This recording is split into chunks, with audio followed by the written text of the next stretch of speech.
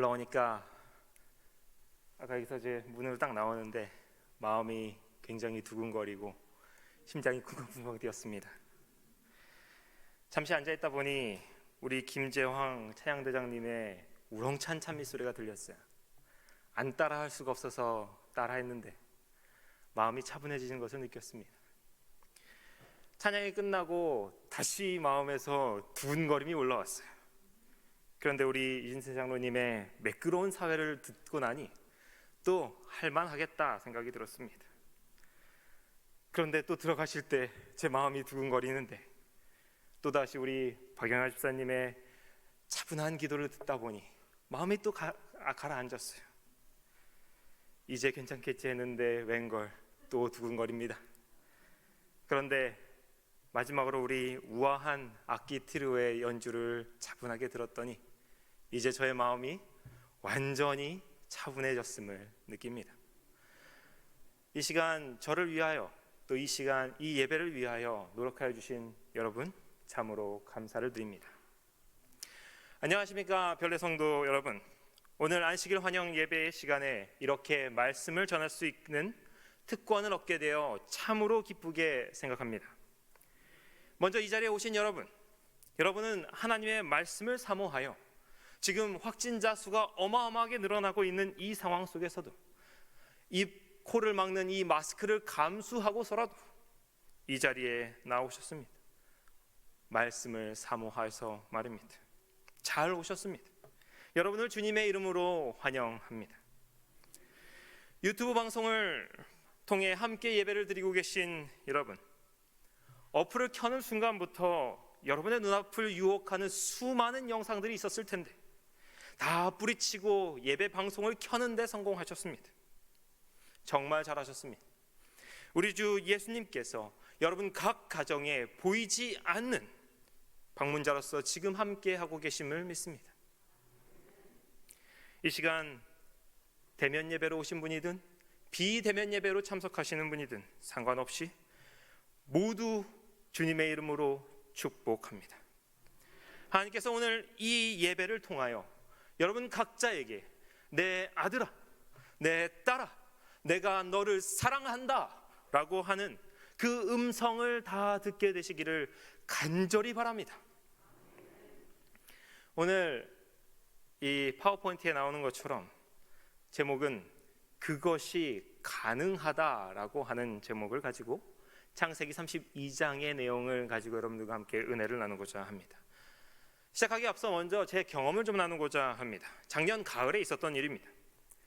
어느 한 일요일이었습니다. 저희 가족은 잠시 이천에 있는 장모님 댁을 방문하였습니다. 오전에 도착해서 점심을 먹고 아이들은 시골집 앞마당을 재미있게 뛰어노는 그런 즐거운 하루였습니다. 그런데 저녁 때가 다 되어갈 무렵 어머니께서 저를 급하게 찾으셨어요. 그러고서 이렇게 말씀하셨습니다. 사위, 우리 나무를 좀 뽑으러 가야 되네. 들어보니 이 며칠 동안 장모님께서 집 마당에 그 펜스 역할을 할 수 있는 작달막한 나무들을 좀 찾고 있었나 봅니다. 여러 사람들한테 얘기를 해놨나 봐요. 그런데 전화를 받았는데 지금 한 장로님께서 자기 집에 그런 작은 나무들이 많이 심겨 있으니 와서 뽑아가라 이렇게 얘기했다는 것입니다. 이 중에 혹시 비슷한 경험이 있으신 분들이 있을지 모르겠습니다. 남자분들 혹시 군대에서 그런 경험이 있으실지 모르겠습니다. 그러나 저는 취사병 출신이라 밤만 했지 이런 나무와 씨름하는 일은 거의 해보지 못했습니다. 어쨌든 한 10분 정도 달려서 도착해 보니 앞마당에 나무들이 작달막한 허리 높이 정도 오는 나무들이 줄지어서 심겨져 있었습니다. 어머니들께 질문을 하나 좀 드리겠습니다. 이럴 때 장모의 사랑을 받으려면 어떻게 해야 될까요? 한 번도 해보지 않은 일이라고 쭈뼛쭈뼛대면서 눈치 보면서 가야 됩니까? 아니면 해본 적 없어도 장모님 손에 있는 삽을 낚아채서 뛰어들어야 됩니까? 저도 그렇게 했습니다. 잘 보이고 싶은 마음에 장모님 손에 든 삽부터 뺏어 들고 삽질을 시작했습니다.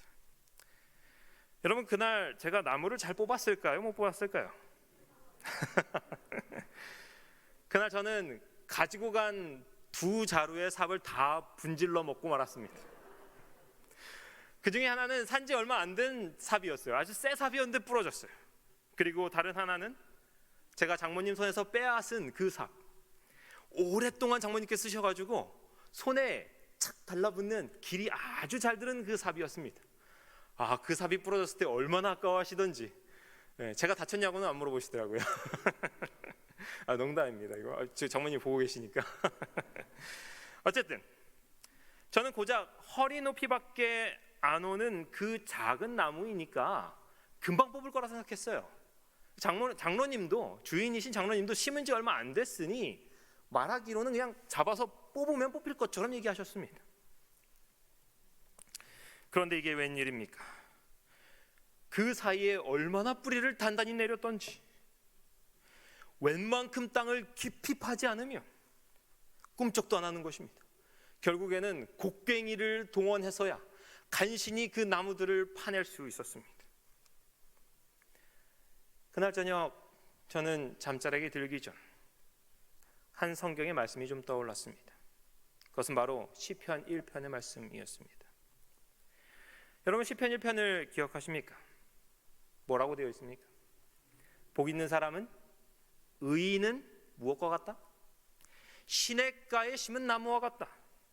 그러나 악인은 무엇과 같다? 바람에 나는 겨와 같다. 성경 주석은 이 비유를 이렇게 설명합니다. 의인과 악인의 차이를 생명이 있고 없고를 통하여 설명하고 있다. 혹은 의인과 악인의 차이가 열매가 있고 없고의 차이다 라고 이렇게 설명합니다. 그러나 그날 제가 떠올린 두 사물의 차이점은 움직임에 있었습니다. 여기 뭐라고 되어 있습니까? 의인은 나무와 같이 굳건히 서고 악인은 겨가 바람에 떠도는 것처럼 심하게 움직인다, 요동한다 라고 이야기합니다.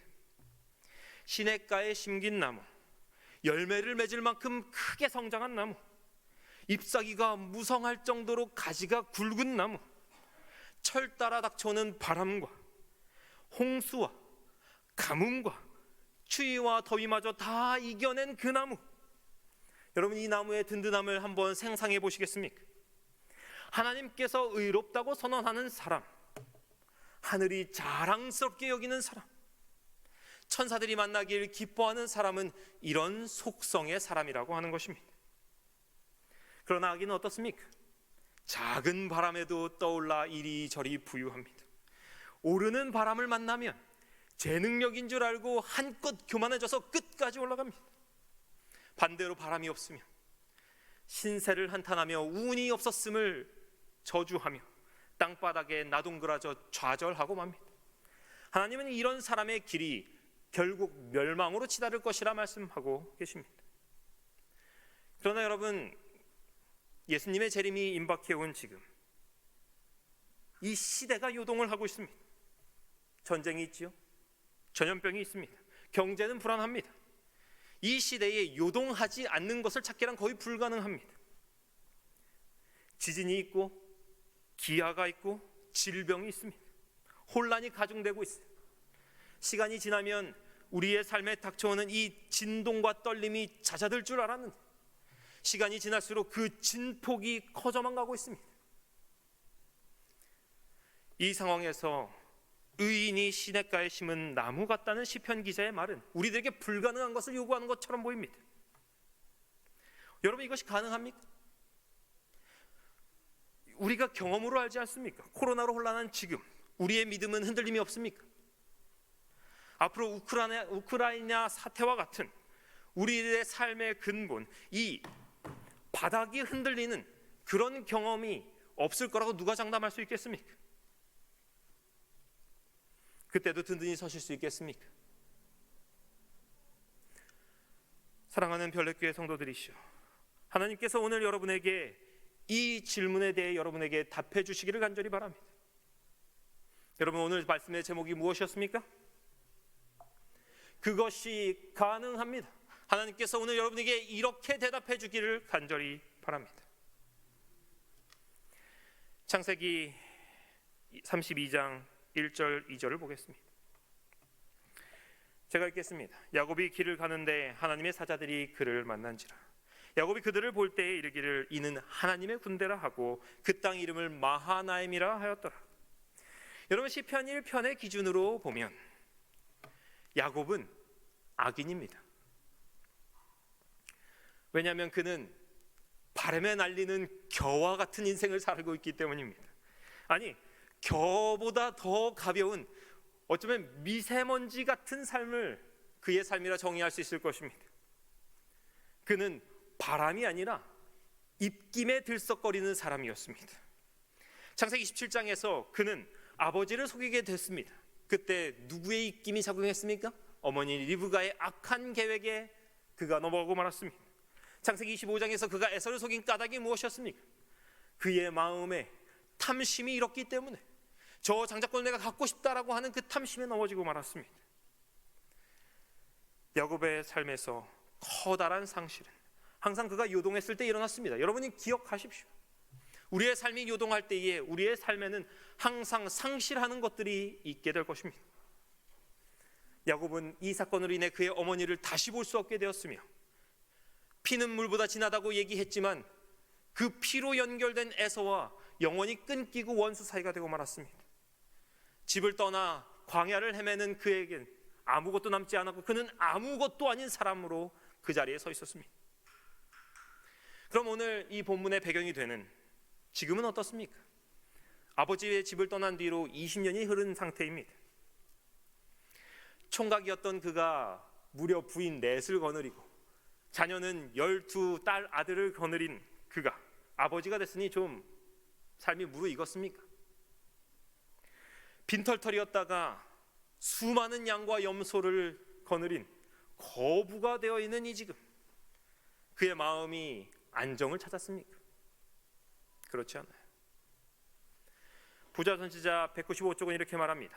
그는 여행의 끝이 점점 가까워짐에 따라 에서에 대한 생각으로 여러 가지 불길한 예감이 들었다. 야곱은 자신의 안전을 도모하기 위하여 해야 할 일이 있다고 느꼈다. 여기에 대해 창세기 32장 1, 2절은 이렇게 말합니다. 야곱이 심히 두렵고 절이 잘못된 것 같네요. 야곱이 심히 두렵고 답답하여 자기와 함께한 동행자와 양과 소와 낙타를 두 떼로 나누고 이르되 에서가 와서 한 떼를 치면 한 떼는 피하리라 하고. 이 말씀은 창세기 32장 7절 8절에 있는 말씀입니다. 여기 뭐라고 합니까? 야곱은 형을 속이고 아버지를 속이던 때와 전혀 달라지지 않았어요. 그는 여전히 이기적이고 자기 보존의 법칙 아래 있는 사람이었습니다. 자기의 안전을 도모하기 위하여 자기의 떼를 두 개로 나누고 하나는 앞에, 자기는 어디요? 뒤에. 젊은 날 그렇게 하다가 어머니를 잃어놓고 형과 원수가 되고 나서 또 반복하는 것입니다. 그러나 여러분, 이 야곱이 흔들릴 때에 하나님께서 하신 것을 좀 보십시오. 오늘 본문인 창세기 32장에서는 야곱은 천사로 이루어진 하나님의 군대를 만났습니다. 본문 말씀에 대한 해설입니다. 주께서는 다시 야곱에게 하나님께서 보호하고 계시다는 증거를 보여주셨다. 두 무리의 하늘 천사들이 그의 앞뒤를 호위하고 마치 그의 일행을 보호하기 위한 것인 양 그 무리와 함께 전진하였다. 야곱은 오래전에 베델에서 본 계시를 회상하고 그가 가나안으로부터 도망할 때에 그에게 희망과 용기를 주었던 하나님의 사자들이 그의 귀한 길을 수호하는 자들이 될 것이라는 증거를 보고 그의 무거웠던 마음이 점점 더 가벼워졌다. 여러분, 얼마나 놀라운 일입니까? 하나님께서 두려워 떠는 야곱의 마음을 위로하고자 그의 흔들리는 그의 옛 죄악의 모습으로 돌아가려고 하는 그의 시도에 그를 진정시키고자 천사들의 군대 두 무리를 보내셨습니다.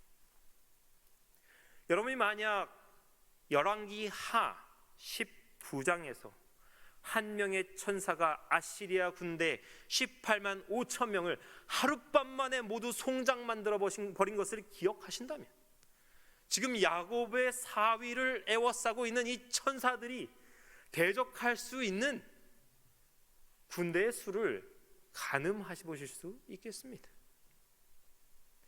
그 천사들은 지금 우크라이나를 침공하고 있는 전차를 앞세운 러시아의 군대도 능히 싸워 이길 만한 그러한 병력입니다. 야곱이 떨고 있을 때에 하나님은 그를 붙들어 주셨습니다. 그가 예전에 교활함으로 기울어질 때에 그를 지탱해 준 것은 그의 양심이 소리친 것이 아니었어요. 주님의 손길이었습니다. 하나님께서 그의 앞에 한 무리의 천사를 보내셨다고 했습니다. 두 무리의 천사를 보내셨는데 그 중에 한 무리를 앞으로 보내셨어요. 그것은 야곱에게 내가 에서의 칼에서 너를 구원하리라, 지켜주리라 라고 하는 약속이었습니다. 그것은 또한 여러분, 또 한 무리는 어떻게 됐습니까? 하나님의 이 깊은 배려를 좀 살펴보십시오. 다른 무리는 야곱의 뒤로 보냈어요. 그것은 라반의 추적으로부터 내가 안전하겠다고 선언하시는 것이었습니다. 여러분, 야곱이 생각이나 했을까요? 이것을 생각했다면, 라반의 위험을 그가 생각했다면 그는 처음부터 두 때가 아니라 세 때로 나눴을 것입니다. 앞, 뒤에 칼바지로 한 때씩 놓고 자기는 가장 안전한 가운데에 있었겠죠. 이것을 보면 하나님의 생각은 참으로 우리보다 높은 것을 알 수 있습니다. 그분의 판단은 어떤 사람보다 정확합니다. 사람은 눈앞에 있는 것을 볼 뿐이지만, 그것을 보고 떨 뿐이지만, 하나님은 저 높은 곳에서 우리의 시와 종을 보고 판단하시고 인도하시는 것입니다. 여러분, 이 하나님이 바로 우리가 예배하고 있는 그 하나님입니다. 여러분의 삶을 인도하고 계시는 그 하나님이라 이 말입니다. 그러나 그럼에도 불구하고 에서가 400명을 이끌고 온다는 소식에 야곱은 또 요동합니다. 창세기 32장 6절에서 8절입니다. 사자들이 야곱에게 돌아와 이르되 우리가 주인의 형 에서에게 이른즉 그가 400명을 거느리고 주인을 만나려고 오더이다. 야곱이 심히 두렵고 답답하여. 아직 천사들의 그 모습이 눈앞에 아른거려야 하건만 성경은 그가 심히 두렵고 답답한 마음 가운데 빠졌다고 말합니다. 그러나 여러분, 이날 저녁 무슨 일이 일어났습니까? 이날 저녁 무슨 일이 일어났습니까? 야곱은 야복 강가에서 예수 그리스도를 만났습니다. 창세기 32장 22절 24절입니다. 밤에 일어나 야곱은 홀로 남았더니 어떤 사람이 날이 새도록 야곱과 씨름하다가, 이 장면에 대해 부조 선지자는 이렇게 말합니다. 그가 원수가 자기를 죽이려 하는 줄로 생각하고 공격자의 소나기에서 빠져나오기 위해 몸부림쳤다. 여러분, 이 단어를 꼭 주목해 보십시오. 두 사람이 싸우는데 한 사람은 뭐 하려고 한다고요? 빠져나오려고 한다고요. 그런데 싸움이 그치지 않고 계속됩니다. 어떻게 된 일일까요? 바로 다른 한 사람이 빠져나가려고 하는 이 사람을 놓치지 않기 위해서 단단히 붙들고 있었다는 것을 말합니다. 온 밤 내내 야곱은 이 낯선 이에게서 벗어나기 위해 사력을 다했습니다. 그러나 실패했어요. 왜 그렇죠? 왜냐하면 이 공격자가 야곱을 붙들고 놓지 않았기 때문입니다. 우리가 아는 그 장면, 새벽 동이 트려하니 나로 하여 가게 하라. 그리고 야곱이 말합니다. 나를 축복하기 전까지는 놓지 않겠습니다 라고 했던 그 장면은 그 천사가 이제 야곱의 여기를 치고 야곱이 이게 천사구나 하는 것을 알아차린 다음이었습니다. 그러므로 온 밤 새도록 야곱을 붙들고 씨름했던 것은 하나님이셨고, 거의 동틀 무렵에 이 자가 하나님이요 예수 그리스도인 것을 알고서 붙잡은 것, 그것은 야곱이었습니다. 죄인이요 사기꾼이요 도망자인 야곱을 단단히 붙든 것은 우리 구주 예수 그리스도이셨습니다. 사랑하는 별내교회 성도들이시여, 저는 여러분들에게 하나님께서 야곱에게 하셨던 것처럼 여러분도 붙들고 계신다는 사실을 상기시켜 드리고자 합니다. 여러분의 삶에 질병과 고통으로 인한 요동함이 있습니까? 제가 코로나로 계속 참석을 못했지만 전화로 이것저것 소식을 전해 들었습니다. 암으로 고생하는 분도 계시고 그동안 질병으로 고생하여서 저도 참 많이 기도할 수밖에 없었습니다. 여러분 가운데에 삶이 매우 요동 가운데 있는 분이 계심을 압니다. 혹시 여러분 가운데에 미래에 대한 두려움, 경제적인 어려움 때문에 불안하고 떨리는 분 계십니까? 또 어떤 분은 믿음의 선택을 앞에 두고 밤을 지새는 분이 계십니까? 여러분을 틀어진 손이 있다는 것을 기억하십시오. 예수님께 나아가십시오. 여러분이 예수님께 나아간다면 이 야곱의 경험이 여러분의 경험이 되실 것을 확신합니다. 이제 이 모든 일이 마치고 나서 야곱이 에서를 만나는 장면이 창세기 33장에 나옵니다. 3절입니다. 자기는 그들 앞에서 나아가되 몸을 7번 땅에 굽히며 그 형 에서에게 가까이 가니 400명의 군사를 이끌고 오는 에서의 앞에 야곱이 나왔습니다. 이전에 그가 두 무리를 나눴을 때는 아마도 한 무리는 앞에 두고 자기가 있는 무리는 뒤에 서고 그 무리 중에서도 자기가 가장 뒤에 섰을 야곱이었습니다. 그런데 이제는 제일 앞에 서서 나가고 있습니다. 여러분 에서가 다가올 때 어땠을까요? 말을 타고 있었을까요? 400명이 말을 타고 오면 여러분 덕석덕석 올 때 땅이 어땠겠습니까? 진동했을 것입니다. 그런데 에서를 향해 걸어가는 야곱의 마음은 하나도 진동하지 않고 잠잠했습니다. 단단했습니다. 아마도 그들이 말을 탔거나 어쨌든 걸어왔거나 400명이 움직이니까 광야 길을 지나면서 먼지가 뽀얗게 일었을지 모르겠습니다. 야곱이 그를 바라보았을 때에 사위가 모래 먼지로 가득했을지 모릅니다. 그러나 야곱의 마음은 그의 마음 속에는 어떠한 불안의 먼지도 일어나지 않았습니다. 그는 청명하고 맑게 그의 앞에 계신 예수 그리스도를 바라볼 수 있었습니다. 야곱이 환도뼈가 부러져서 나가는 상태입니다. 그렇죠? 여러분 환도뼈가 부러지면 다리가 부러졌으니까 어떻게 걷겠습니까? 뒤뚱뒤뚱 걷겠죠. 여러분 야곱의 몸은 흔들리고 요동하고 뒤뚱거리지만 그의 믿음은 든든히 서고 시냇가에 심은 나무처럼 넘어지지 않고 흔들림도 없었을 것입니다. 여러분 이 경험은 야곱의 것만이 아닙니다. 다른 여러 성경의 인물들도 이 경험을 말하고 있습니다. 사도행전 2장 25절 다윗의 경험입니다. 다윗이 그를 가리켜 이르되 내가 항상 내 앞에 계신 주를 배웠으며 나로 뭐하지 않기 위해서 요동하지 않게 하기 위해서 그가 내 우편에 계시도다. 여러분 이 말씀을 믿으십니까?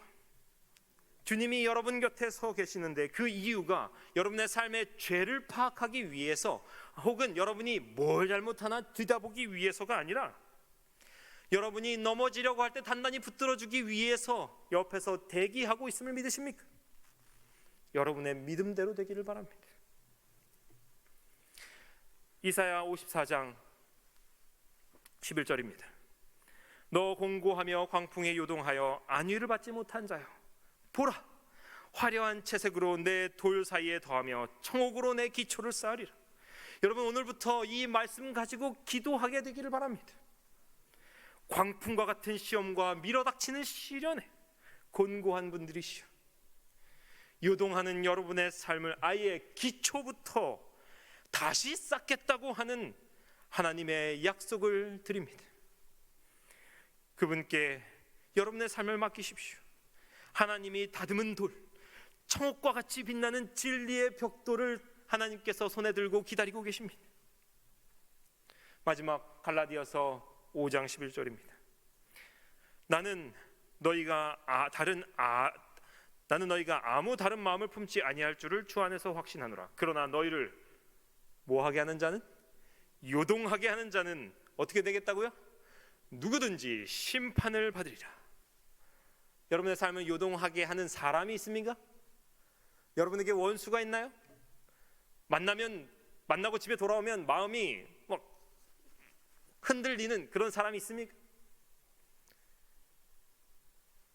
오늘 주님께서 당신께서 재림하시는 날 이 말씀을 근거로 그 사람의 뒤에서 조종하는 사단을 심판하시겠다고 약속하셨습니다. 그러니 요동하지 마십시오. 여러분, 이게 뭡니까? 솜사탕입니다.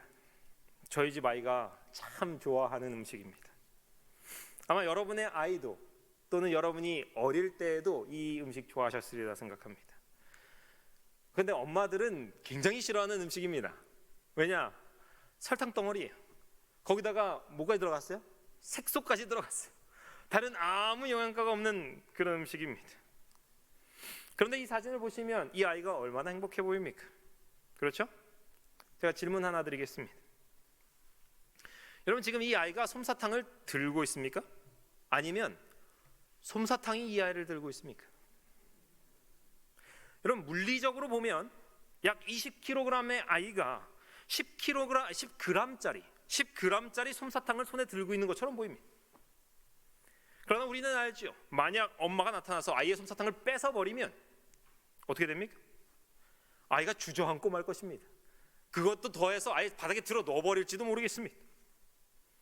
그러므로 이 사진은 아이가 솜사탕을 잡고 있는 사진이 아니라 솜사탕이 아이를 잡고 있는 사진입니다. 10g의 설탕이 20kg의 아이를 서서 미소 지으며 행복하도록 만들고 있는 것이죠. 그럼 이 사진은 어떻습니까? 여러분의 눈에는 이 지구가 십자가를 지탱하고 그 위에 예수님을 붙들어 매놓은 것으로 보이십니까? 제 눈에는 다릅니다. 이 사진은 예수님께서 십자가를 통해 이 세상을, 이 지구를 지탱하고 있는 것으로 보입니다. 사람들이 예수가 필요 없다고 말하죠. 그런데 정말로 예수님이 가버리시면 이 세상은 저 아이가 가지는 절망보다 더 큰 절망으로 주저앉게 될 것입니다. 예수님의 손길이 닿기 전 이 지구가 어떠했는지 여러분 기억하십니까? 창세기 1장 2절, 혼돈하고 공허하며 흑암이 깊음 위에 있던 상태였습니다. 온통 물로 둘러싸인 상태였어요. 여러분, 그런 상태에 든든함이 어디 있습니까? 온통 요동함 뿐이고 온통 흔들림 뿐이고 온통 물결치는 것뿐 아닙니까? 사람의 마음도 마찬가지입니다. 예수님 없으면, 십자가가 뽑혀 나가면 이와 같은 상태가 되고 말 것입니다. 제가 캐치프레이즈를 썼습니다. 예수 없는 마음마다 요동하고 예수 있는 마음마다 평안하다. 오늘 이 선언이 여러분의 믿음의 고백이 되기를 간절히 바랍니다. 여러분, 요동하는 지구에서, 흔들리는 삶에서, 불안정한 세상에서 시냇가에 심은 나무와 같이 든든하게 서는 길은 오직 예수 그리스도를 의지하는 것뿐입니다. 여러분, 매주 안식일 간구드리오니 매주 안식일 예수님을 만나십시오. 교회에서 말입니다. 그것도 가능하시다면 대면으로 만났으면 좋겠습니다.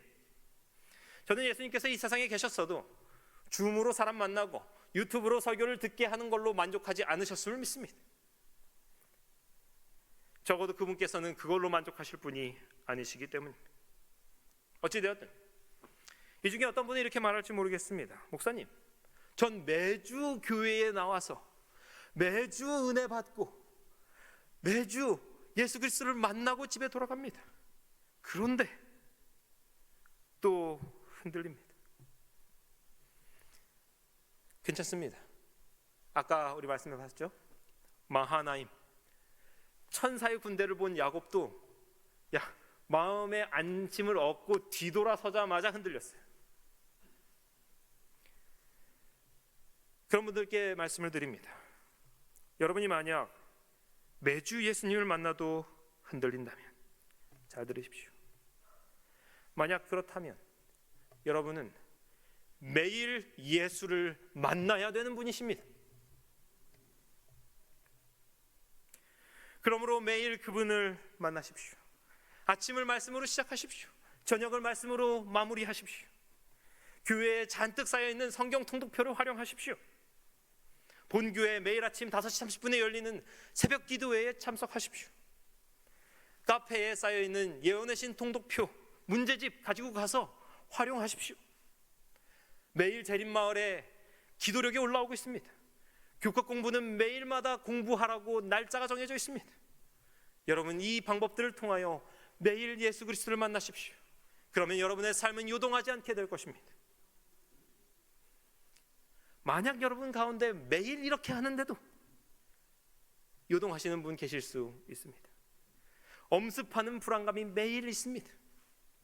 괜찮습니다. 매일 예수님 만나도 삶의 요동이 있을 수 있습니다. 저는 목사인데 아침에 말씀 읽고 점심에 넘어지기도 합니다. 그러니 매일 예수님을 만나도 넘어지는 당신께 드리는 말씀입니다. 잘 들으십시오. 당신은 매 순간 예수님을 만나야 하는 분임이 분명합니다. 그러니 그분과 떨어질 생각이란 하지도 마십시오. 그분의 말씀을 외우는 것을 추천합니다. 교과 기억절로 시작해 보십시오. 다음 주가 13기억절인데 한번 도전해 보십시오. 너무 어렵다면 어린이 기억절도 괜찮습니다. 제게 말씀하십시오. 드리겠습니다. 마음과 생각을 말씀으로 채우십시오. 유행가를 멀리하고 유튜브를 켜면, 우리 어르신들은 뭐 요즘에 부동산 이런 거 많이 보신다는데 다른 거 보지 말고 찬양을 들으시고 말씀을 들으십시오. 마지막으로 꼭 이것을 기억하십시오. 어쨌든 우리에게는 오직 예수님밖에 없습니다. 여러분의 삶이 주님 안에서 든든히 서가게 되기를 간절히 바라면서 오늘 말씀을 마치도록 하겠습니다.